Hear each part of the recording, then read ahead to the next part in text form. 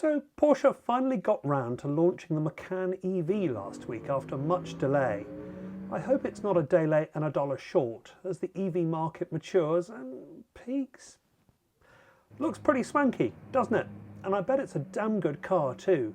But Porsche only makes damn good cars that are built well and have great technology, and they're also the masters of providing a niche that you didn't think you were part of. So with all these niches and all these cars that outwardly tend to do a similar thing, the Macan EV is of course similar to the Macan, which of course is similar to the Cayenne, and of course being electric also similar to the Taycan, which of course being a sedan is also similar to the Panamera. How on earth does anyone make sense of what is the best value for money when they all have different amounts of power and all weigh vastly differently? Well, I've come up with a formula which will take into consideration power, weight and price, and will show which one actually is the best value. So here goes then. Firstly, let's put up my list of cars that we will compare across both Macans, Cayennes, Taycans and Panameras. Firstly, let's look at how big they all are and whether we should be comparing them in the first place. First, the Macans. The EV has grown in size a bit.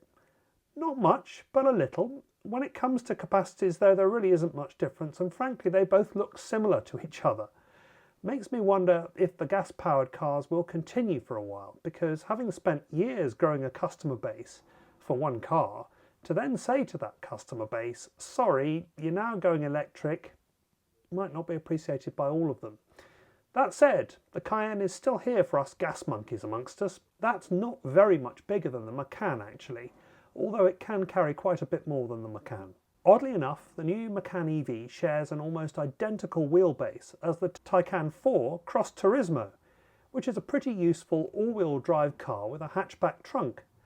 The Macan EV can carry more, but I wonder if it is quite as stylish. The Taycan is quite a bit more money though, as is the Panamera, which has almost as much carrying capacity as the Macan EV. Alright then, let's look at power, price and weight.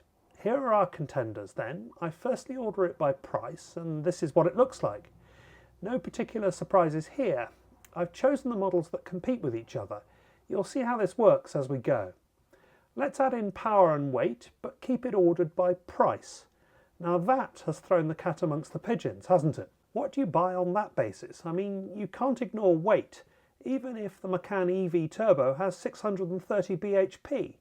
It is still getting on for half a ton heavier than the most powerful gas Macan, the GTS. Also price. If you really want to get good value, which one of this lot do you buy if you're concerned about what it costs to get good performance? Well, let's develop it one stage further and order it by bhp per tonne. Well, that changes it to show the two most expensive cars on the list as, unsurprisingly, having the highest bhp per tonne values. And by most expensive, I mean really very expensive. So I'm not sure that helps us much in our hunt for the best value. Interesting though, that in order to beat the new Macan EV Turbo, you have to spend at least 40% more to beat it. So let's go yet one stage further and do bhp per tonne per dollar to show you which car gives you the best bang for your buck. Boom! Yes, you should buy the new Macan EV Turbo.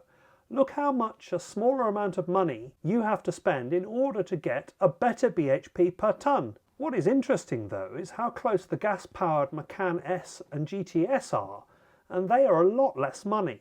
Perhaps this leads us to believe that these gas cars will stay in production for a while, because if you are not quite ready to spend $110,000 on a Porsche SUV and or aren't ready for the EV revolution, then Porsche's only answer at this stage for you is the Macan S and GTS.